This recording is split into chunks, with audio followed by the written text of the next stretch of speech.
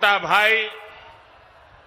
भाई चिराग पासवान पूरी गंभीरता से आगे बढ़ा रहे हैं।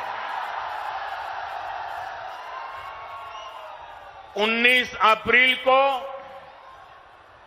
आप एनडीए को जो समर्थन देंगे, आप भाई अरुण भारती जी को जो एक एक वोट देंगे, वो रामविलास जी के संकल्पों को मजबूती देगा। साथियों, बिहार की धरती पूरे देश को दिशा दिखाने वाली रही है। बिहार की इस धरती ने आजादी की लड़ाई में और स्वतंत्र भारत की नींव मजबूत करने में बहुत बड़ी भूमिका निभाई है। लेकिन दुर्भाग्य से बिहार के सामर्थ्य के साथ आजादी के बाद 5-6 पीढ़ियों के साथ यहां न्याय नहीं हो पाया। बिहार को एनडीए गठबंधन बहुत ही परिश्रम से एक बड़े दल से बाहर निकालकर लाया है। हमारे नीतीश बाबू की इसमें बहुत बड़ी भूमिका रही है। अब समय आ गया है कि बिहार और तेज गति से विकास करे। इसलिए 2024 का चुनाव बिहार और भारत के भविष्य के लिए बहुत निर्णायक है।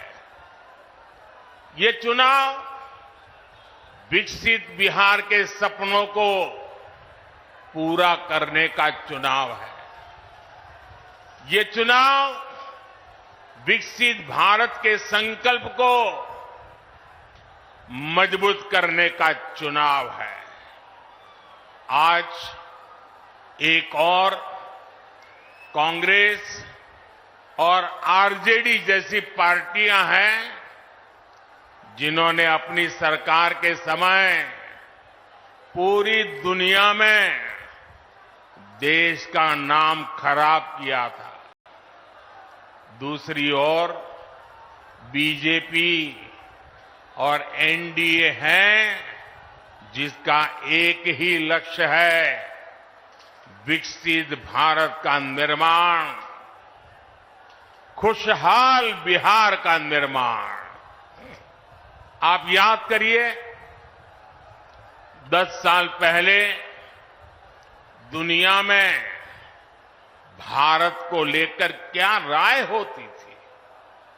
कांग्रेस के राज में भारत को कमजोर और गरीब देश माना जाता था। छोटे छोटे देश आज जो आटे के लिए तरस रहे हैं, उनके आतंकी हम पर हमला करके चले जाते थे। और तब की कांग्रेस दूसरे देशों के पास शिकायत लेकर जाती थी। मोदी ने कहा, ऐसे नहीं चलेगा। भारत वही महान पाटलिपुत्र और मगध वाला भारत है। भारत वही चंद्रगुप्त मौर्य वाला भारत है। आज का भारत घर में घुसकर मारता है। आज का भारत दुनिया को दिशा दिखाता है।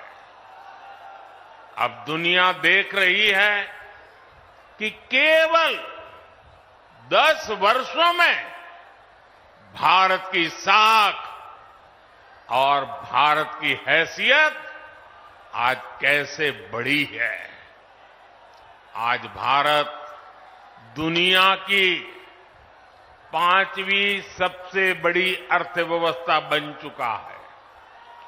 चंद्रमा के जिस कोने पर कोई नहीं पहुंचा था, वहां हमारा चंद्रयान, हमारा तिरंगा पहुंचा है। भारत जब G20 की मीटिंग करता है तो उसकी चर्चा भी पूरे विश्व में होती है। ये किसने किया? ये किसने किया? ये किसने किया? जी नहीं, आपका जवाब गलत है। ये मोदी ने नहीं, ये आपने किया है। आपके एक वोट ने किया है। आपके वोट की वो ताकत थी जिसके कारण ये सब संभव हुआ है।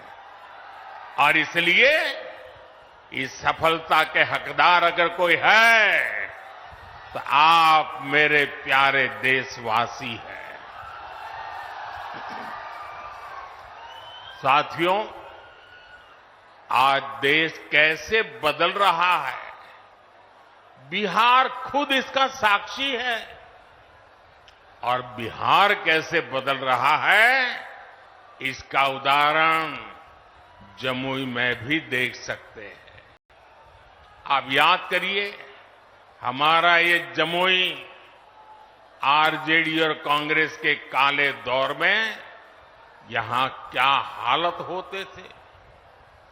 जमुई की पहचान कैसी बना दी थी इन लोगों ने।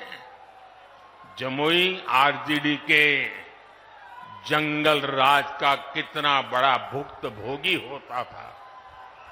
जमुई की पहचान नक्सलवाद से होती थी। सरकार की योजनाएं यहां पहुंचने ही नहीं दी जाती थी। नक्सली यहां सड़कें नहीं बनने देते थे।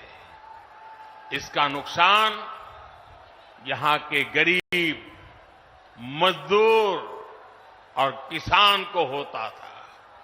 लेकिन आज वही जमुई विकास के हाईवे पर तेज रफ्तार पकड़ रहा है। नक्सलवाद दम तोड़ चुका है। जो लोग नक्सलवाद के रास्ते पर भटक गए थे, उन्हें हमारी सरकार ने मुख्य धारा से जोड़ा है। उनके परिवारों को पूरा सहयोग दिया है। अब इस इलाके से एक्सप्रेसवे निकलेगा, मेडिकल कॉलेज भी खुल गया है। अब जमुई के एक और देवघर से हवाई जहाज की सेवाएं शुरू हो गई हैं, तो दूसरी ओर गया एयरपोर्ट के विस्तार की तैयारी भी चल रही है। इस इलाके में इतनी प्राकृतिक सुंदरता है। हमारा प्रयास है कि देवघर और गया जी आने वाले लोग यहां भी आकर के जाएं। पूरे बिहार में रोड इंफ्रास्ट्रक्चर के लिए हमारी सरकार करीब 1 लाख करोड़ रुपए खर्च कर रही है। इन सारे प्रयासों से यहां रोजगार और स्वरोजगार, इसके अनेक अवसर बन रहे हैं। भाइयों और बहनों, आपको एक बात और कभी भी भूलनी नहीं है, हमेशा हमेशा याद रखनी है। याद रखिए, और कोई भी गरीब मां का बेटा इसको भूल नहीं सकता है। कोई भी किसान का बेटा भूल नहीं सकता है। कोई भी आशा अपेक्षा कर लेकर के जीने वाला नौजवान मेहनत करके आगे आया हुआ नौजवान उस बात को कभी भूल नहीं सकता। याद कीजिए, रेलवे में भर्ती के नाम पर जो लोग गरीब युवाओं से जमीन लिखवा लें, वो बिहार के युवाओं का कभी भला नहीं कर सकते। रेल मंत्री हमारे नीतीश बाबू भी थे। आज तक कोई शिकायत नहीं आई नीतीश बाबू के खिलाफ। और इन लोगों ने गरीबों की जमीन छीन ली। घमंडिया गठबंधन वालों के समय में केवल खस्ता हाले ट्रेनें चलती थी, लेकिन अब पूरे देश की तरह ही बिहार के लोग भी वंदे भारत ट्रेन में सफर कर रहे हैं।